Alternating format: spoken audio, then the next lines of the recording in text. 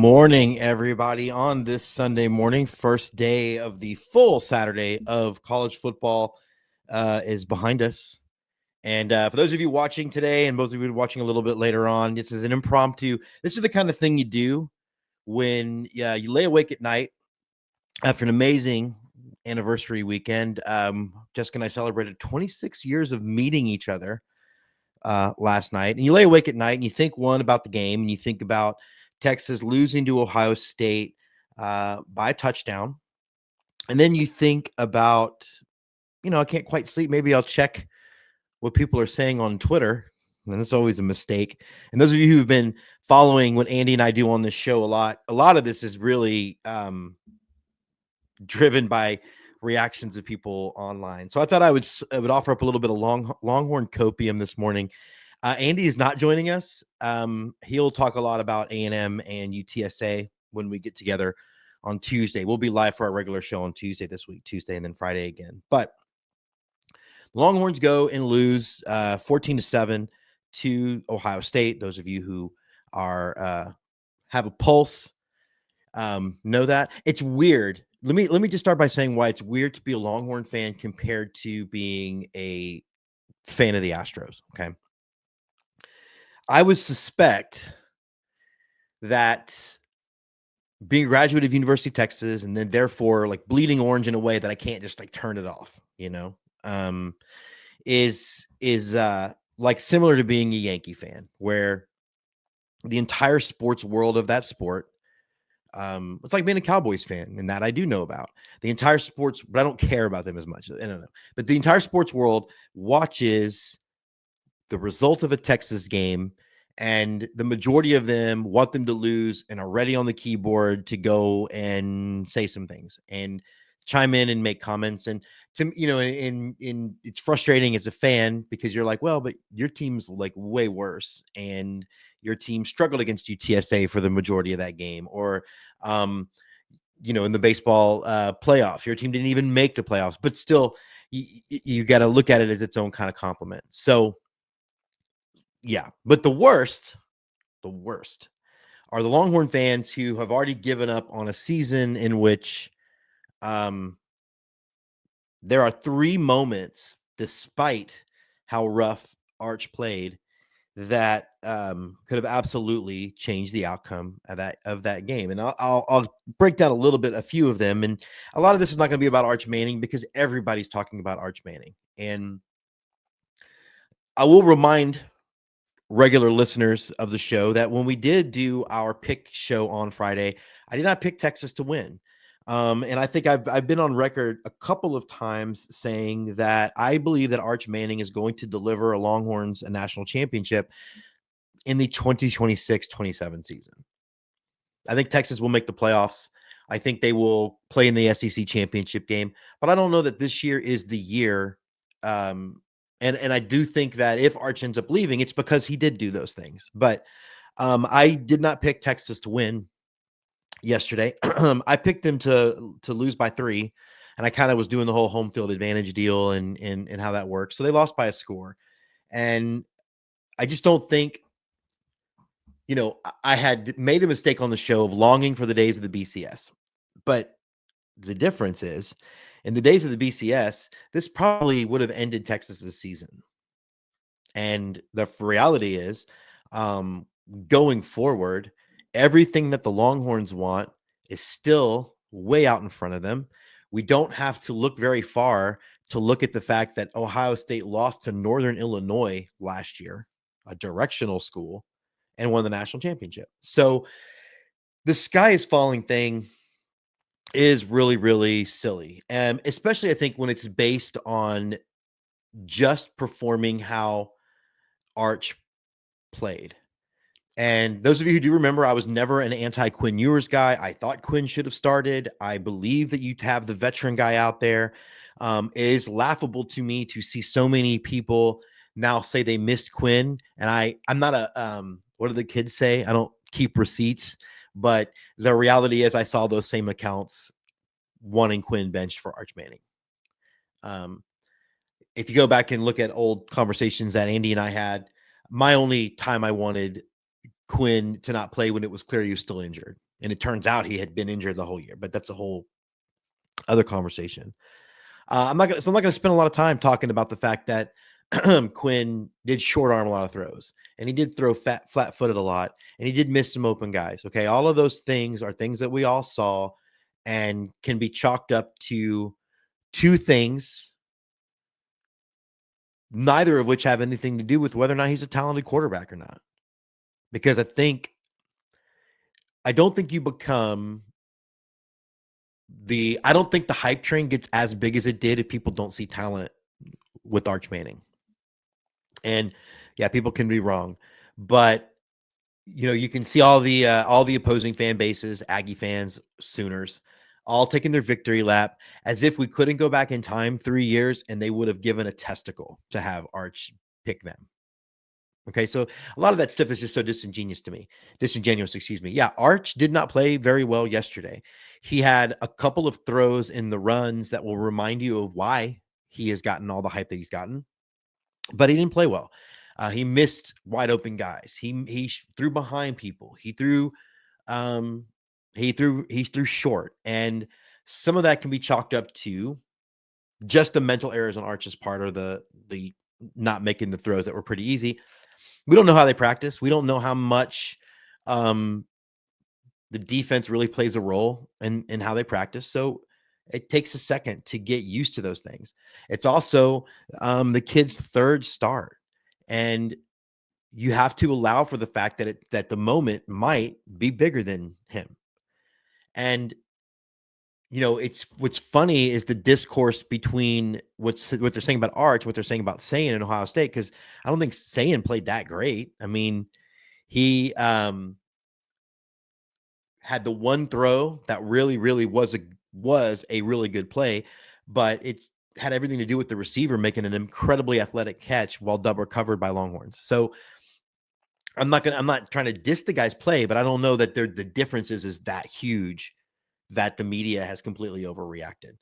I think the other thing to chalk up to Arch Manning not playing well is the fact that Ohio State also has a defense with NFL players all over the place, and a defense being coordinated by a guy that was in the NFL last year.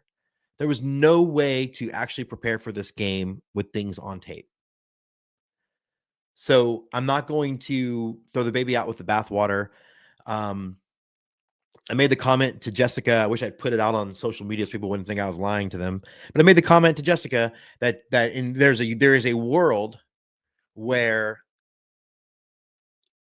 losing to Ohio State's not a bad thing. That Mac Brown used to say the best thing to happen in a game one. Mac Brown used to say the best thing that could happen to you in a first game was to play sloppy and win, because that way you could come out of that game with things to coach off of, but you still got the win. That clearly didn't happen because you're not playing a directional school. You're playing one of the favorites to win the national championship. So, you have a lot to you have to deal with the fact that you lost. But going forward now, there are some very concrete things that Texas needs to work on, including Arch Manning, including how he handles pressure, how he handles players being covered, all of those things. What I will harp on with the Longhorns, and you can go back to some of this, hell, the last time they played Ohio State, is this inability of a desire to take points when you're in the red zone. And this is the thing where a lot of baseball fans will look at me and be like, well, it's analytics, man. And the analytics say you don't bunt, you don't steal bases, you don't kick field goals. Well, here's what I think about analytics when you're in a, like, I get it as a macro strategy, but you're in a fist fight in that game. And it was pretty clear it's going to be a fist fight from the beginning. It's going to be a defensive battle. And so what do you need in a defensive battle is you need points. And if the Longhorns had kicked a field goal when they went for it on 4th and 1 from the 1, then they're only down 4. But they also went for it on fourth down from like the 9 where they could have kicked a field goal. So then if everything plays out the same, and I know that's it's a folly to think that the game is just going to play out the same way, but if you have those 6 points, now that drive at the end of the game where you have it for about a minute and a half, you need a field goal to win. The whole complexion is different. And it just seems to me that if I'm Steve Sarkisian and I know I'm going in with a very conservative game plan for Arch Manning. I mean, they were under center. When was the last time that you saw the Longhorns under center? When's the last time you saw any college football team under center as much as they were under center yesterday? It's been a while for me. It's been a minute. So it seems to me that if that's going to be your strategy, then part of being conservative and keeping the game close and trying to win in the fourth quarter is to putting yourself in a position to win in the fourth quarter by kicking field goals when you get into the red zone. Because if you take a step, I mean, the numbers bear out. The Texas offense outplayed the Ohio State offense. They outgained it by 120 yards. You had some key missed moments by Arch, and then you had really questionable play calling decisions in the red zone, including having one of the most athletic players on the field trying to do the tush push against the strength of the Ohio State defensive line, which was the center of that line. I don't know why you're maybe not running a play fake and then a bootleg with a run past option out there to give the Arch the chance to either make a throw or hit the edge. We literally saw him do that against Texas A&M. Like that is his strength. And so your solution was to have him run into a big pile of bodies and hope somebody could push him over. I don't get it. It was give up play calling. A lot of the play calling, and I'm a Sark guy, and I don't believe that you go like I'm not a fire the manager guy, and I'm certainly not a fire the coach guy. Sark has earned more than enough rope to hang himself with what he has done to turn this program around. And I'm also not going to be the guy that doesn't think he can win the big game. The thing they used to say about like Andy Reid and shit until all Andy Reid did was start winning big games. That was the hang up on Mac Brown until Vince Young came in. By the way, Vince Young sucked his first start at Texas in 2004. There's actually a pretty clear runway for how this thing could go. So yeah, I don't think I don't love the play calling. It doesn't feel like the offense looked as dynamic. I didn't feel like I'm seeing the same level of motion and changing of formations and things like that we're used to seeing. We didn't see nearly the number of screens we usually run. We didn't see the number of reverses and things that we usually run. Like we weren't getting, like they were really good a couple years ago getting Xavier Worthy the ball all the time. We weren't doing that with Trey Wingo. So I'm curious as to why all that happened. But I'm mostly curious when you've played Ohio State and the last thing you should be thinking about when you get off the bus to remind you of what this game is like was having it first and goal from the 1 in the playoff with the chance to tie it and then not scoring on 4 plays. How do you let that happen again? How do you not at least kick a field goal to be able to tell your team it's the Rocky thing? They bleed. He's not a machine, all of that stuff. And I don't know why. It's almost as if Sark didn't trust his defense to pitch a shutout. And they kind of pitched a shutout. I mean, the reality is the first score that Ohio State got, they were gifted by 2 penalties, one of which on third down, that gave them 25 yards of offense. They had the illegal hands to the face, and then they had the pass interference. Was it the hands of the face or the face mac? Either way, there were 2 first downs that they had the ball. I mean, they just had to fall forward. Like they just had to run forward. Penalties were an issue. And I think we knew that. That's part of why I didn't pick the Longhorns to win, because you had 3 false starts on an offensive line that's first time playing together. This is why I think that the Longhorns, people jumping off the bandwagon, they're jumping off a little too soon, because I do believe they have a month until Florida, and they have 3 teams they should beat easily, that they really can get out there and work on stuff and prepare and put this game behind them. I'm not worried about Arch. I'm not worried. I don't think everybody, including fans of other teams, are wrong about the talent. I'm just not.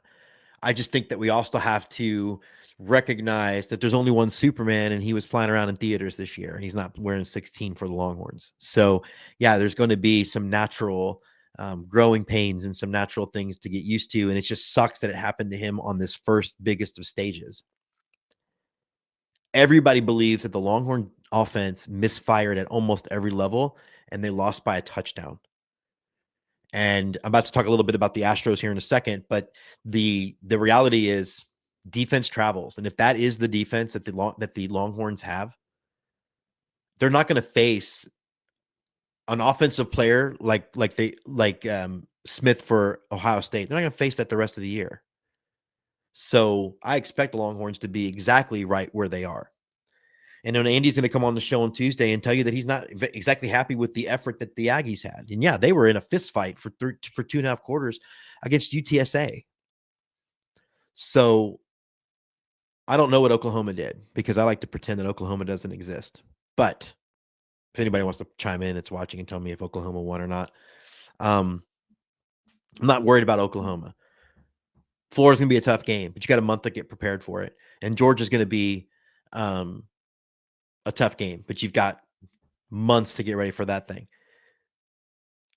This does not do anything to me for where I think the trajectory that Texas is on, because, by the way, they don't just have Arch Manning in the quarterback room, but there's his successor is there, another 5-star guy. They got another 5-star guy coming.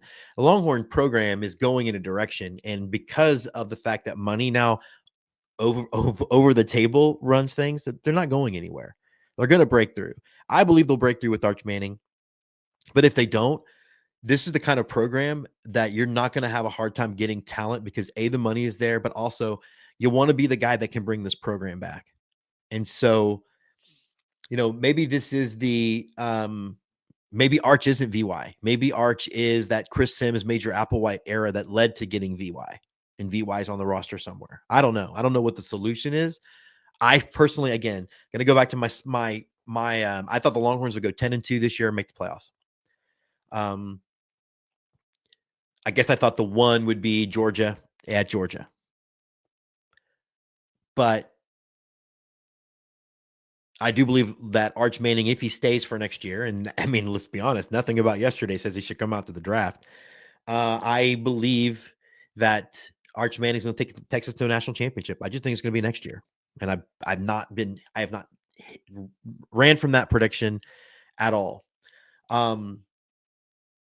Last thing on that, though, is the frustrating thing for all of us. And I know, like, a lot of the people that are watching are also pretty, like, we have an older audience on this show.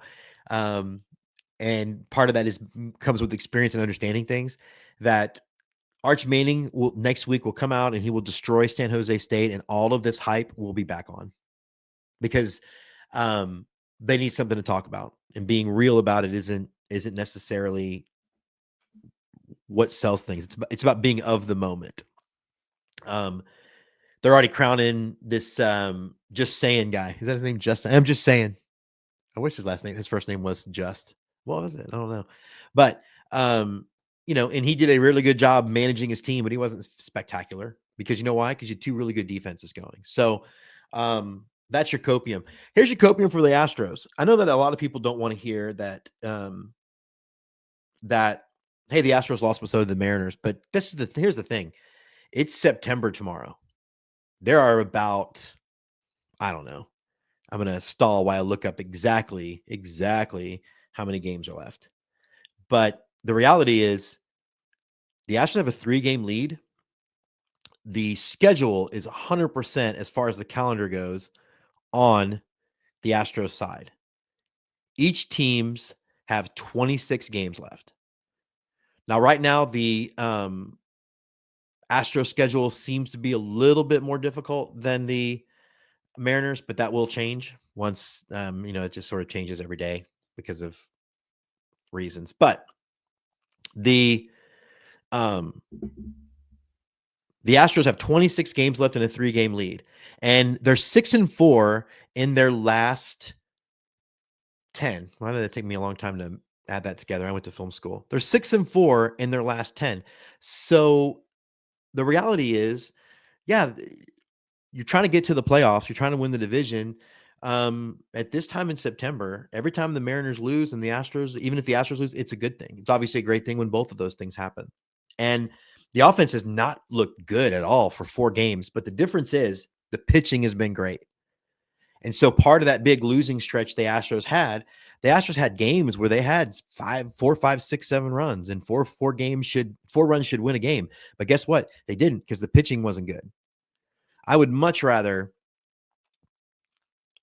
know I can count on the pitching than hope the hitting comes through. And I don't know how good this team is going to be. I don't know if this team is a get deep into the playoffs thing.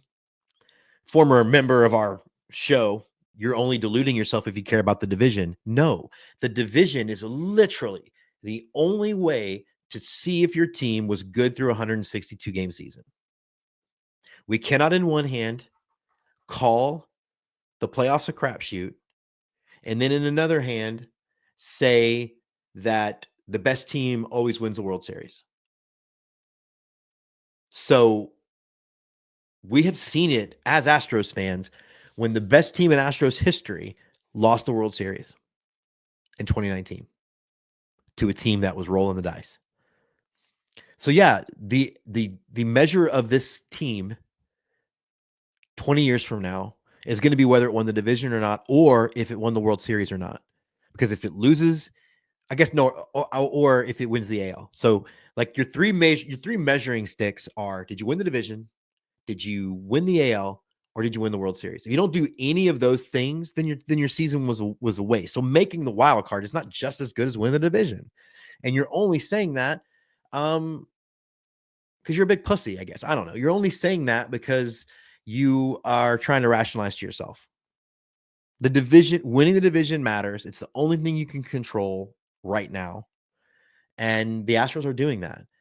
And I still firmly believe that they are going to have the opportunity to really catch fire as they get closer and closer to being healthy.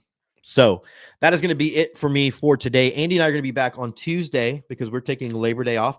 He likes to joke that he is unpaid labor, but we're taking Labor Day off. So that doesn't really make me the robber baron he wants me to be to think of myself as. But again, Longhorns are going to be fine. Astros are going to be fine. Enjoy the day off. Enjoy some more college football today. That's a treat because next week it's the NFL, and then I just sort of take naps on Sundays. For Andy, who is not here, I am Jim Christopher. This has been Off Day with Ballpark Nation.